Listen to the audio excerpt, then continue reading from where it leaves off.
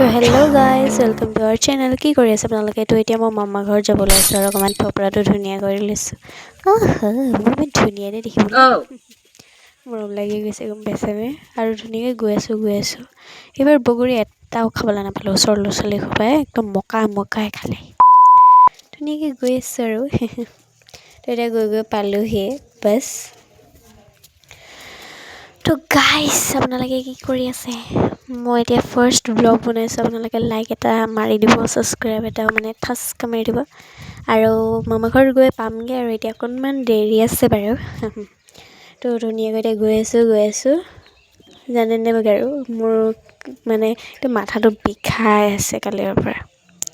তো একদম ধুনীয়াকৈ একদম নজৰ নালাগিবলৈ মোক একদম টিকা এটা লগাই লৈছে। ইমান বেছি ধুনীয়া নহয় কি ক'ম আৰু। মায়ে আগে গৈ আছে, মই পিছে গৈ আছোঁ। আমাৰ এবাৰ ৰাস্তাটো ক'বচোন মামাক বনাই দিবলৈ, মানে বহুত বেছি ধূলি হৈ গৈছে যাৰ বাবে মোৰ স্কিনটো একদম বেয়া হৈ গৈছে মানে। এইফালে আমাৰ মাছ নোলোৱাই হ'ল পাতে।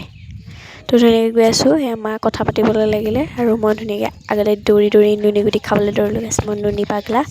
তো নুনী খাবলৈ দৌৰি আহি গ'লোঁ আৰু এতিয়া ধুনীয়াকৈ ছিঙিম পুতি খালোঁ। ধুনীয়াকৈ খাই লৈছোঁ দেই ৰ'ব। ধুনীয়াকৈ কেঁচাই হৈ আছে, মায়ে মোক গালি পাৰি আছে কিন্তু মই খামেই। তো এতিয়া ধুনীয়াকৈ চোবাই গৈ আছোঁ। আজি অকণমান ষ্টাইল কৰিছোঁ গাইছ, অকণমান এটিটিউড দেখুৱাব লাগিব নাই নি কেনেকৈ লাগিছে গাইছ মোৰ।